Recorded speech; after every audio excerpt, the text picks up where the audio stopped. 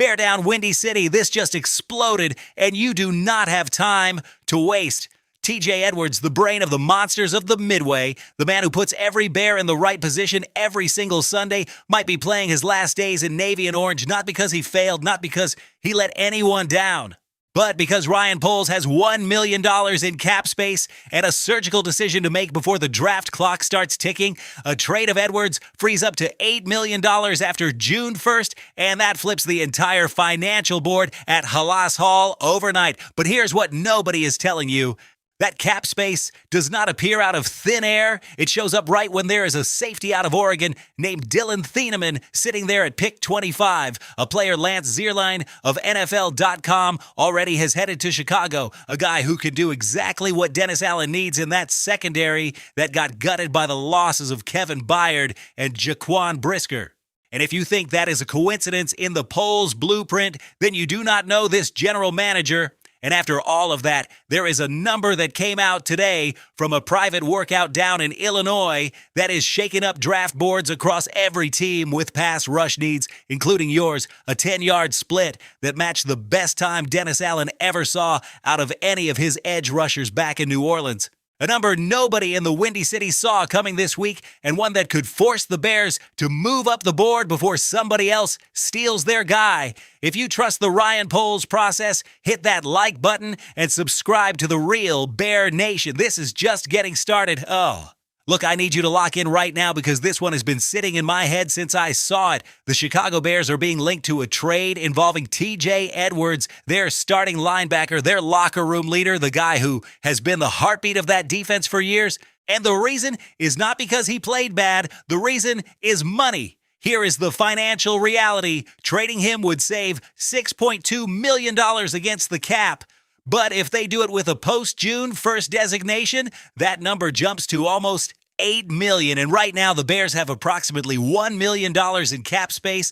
$1 million, that is not breathing room. That is a medical emergency. So why not just cut him? Because there is a heavy dead cap hit waiting to punch them in the face if they do. A trade is the only move that creates real savings without the collateral damage. That turns this into a purely strategic decision, not an emotional one. And fam, that is exactly where this gets complicated because TJ Edwards is not just a stats guy. He is the guy in the middle of everything on that defense. He is communication. He is leadership. He is the brain putting everyone in the right position every single Sunday. Losing that does not show up on any spreadsheet. But listen to the other side of the argument because it has real weight. Dennis Allen wants a faster defense. He wants linebackers who are quick and physical and who can grow inside his system. Edwards is coming off a serious leg injury, and his age profile plus his contract plus that injury form an equation that tactically is starting not to add up for the style of defense Allen is building. This draft class has fast physical linebackers available on day 2. If the Bears trade Edwards, they free up cap, they probably get a late round pick back, and they use that space to sign their rookie class. That is the exact type of move Poles has made consistently when nobody saw it coming. Look, I could be wrong, but I think this rumor has more substance than it looks. This is not late free agency noise. This is a beat reporter laying out a concrete financial scenario with real numbers. And when somebody gives you exact cap savings figures, that is not speculation. That is research. The question that is burning me is this. Can you replace what TJ Edwards does in the draft? Because if Dennis Allen believes you can, this trade happens before draft night. If not, they keep him and find cap somewhere else. That is the decision sitting in front of Poles right now. And yeah, part of me does not want this to happen. TJ Edwards deserves to retire as a Bear, but another part of me knows this is the NFL, and Poles did not get here by being sentimental. Now, while we are talking about building this new defense, there is one name that keeps showing up in every single Bears mock draft, and if you do not know who this guy is yet, pay attention. Dillon Thieneman, safety out of Oregon, and Lance Zierlein over at NFL.com just sent him to Chicago at pick 25 overall. Context matters here. The Bears lost both starting safeties this offseason. Kevin Byard, all-pro, gone.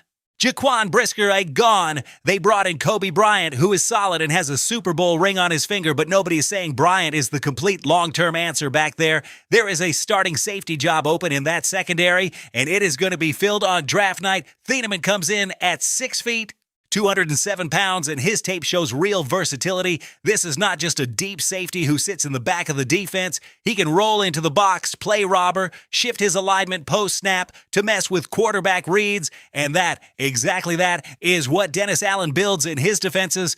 Disguise, confusion, force hesitation. If the quarterback stalls for one extra beat, Thieneman is already closing. His college numbers back it up. He started at Purdue with over 100 tackles and multiple interceptions as a freshman, transferred to Oregon and kept that same level going. This guy is always around the football. His instincts show up on a down-to-down basis, not just when the play comes to him. Some evaluators have him as the second or third best safety in this entire class, behind Caleb Downs only, and there are teams that have him ranked above Emmanuel McNeil, Warren. If that is true, Thieneman might not even make it to 25. And that is the risk. If somebody grabs him between 20 and 24, the Bears have to pivot fast. Do they move up? Do they take the best player available? Do they go McNeil Warren as plan B? The concerns are real, but minor. His change of direction in man coverage can be average, and he sometimes struggles disengaging from bigger blockers. That is not a deal breaker, but it is the difference between an excellent pick and a perfect one. If he is there at 25, you take him, period.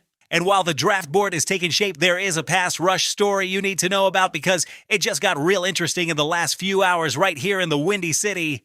Gabe Jacas, defensive end out of Illinois, ran his private workout today and posted a 4.69 40 with a 1.59 10-yard split. That second number, that split, is the one that matters. Because when you look at the edge rushers, Dennis Allen, drafted in New Orleans, Trey Hendrickson, ran a 1.59. Marcus Davenport, 1.62. Peyton Turner, 1.67. Isaiah Foskey, 1.66. Jacas matched the best time in that entire group, not improved the average, matched the top mark. And Allen knows exactly what number he is looking for. That split is an indicator of explosiveness, short area speed. How an edge rusher beats the tackle on the first step off the line. Jacas passed that test. The problem is, everyone saw it. His average draft position was already sitting at 54 before the workout. The Bears hold picks 57 and 60 in the second round. If a pass rush needy team picking in the mid-40s grabs him first, Chicago either moves up or they lost their target, and that takes us straight to the Von Miller conversation because the Bears still have a pass rush need right now. They confirmed interest in a Max Crosby trade from Las Vegas, but with $1 million in cap space, that is not happening today. Bleacher Report put Von Miller out there as the perfect free agent fit for Chicago. 37 years old, yes, but 9 sacks in 420 snaps last year with the Commanders, 36 pressures. That man can still play. And with Montez Sweat as the top guy and Austin Booker developing, Miller as a third-down veteran pass rusher on a $5 to $8 million one-year deal is exactly the kind of smart cap space chess move that Poles executes well. And to close this out with something that is going to get you hyped for the 2026 season, Colston Loveland, 21 years old, the team's leading receiver as a rookie, is over at Halas Hall catching passes without gloves to improve his hand strength, working his route footwork, combining receiver agility with tight end blocking. Ben Johnson confirmed it. People online are asking where Rome Odunze is. Fam, Rome had a foot stress fracture. Give him time. But the fact that Loveland and Luther Burden are in that facility before anyone told them to be there tells you everything you need to know about the hunger inside this offense. Look at where we are. The Bears are weeks from the draft with 4 picks in the top 89. Exploring trades, evaluating pass rushers, and their rookies from last year are already grinding for the next level before the offseason program even starts. This is not a rebuilding team. This is a team that learned how to win and wants more. 11-6 was the beginning, not the destination. If this TJ Edwards story has you fired up the same way it has me fired up, drop your comment below. Tell me what you would do. Do you trade him, open the cap, and build through the draft? Or do you keep him because that leadership is priceless? And if you have not hit that like button yet, fam, you are leaving points on the table. Bear down.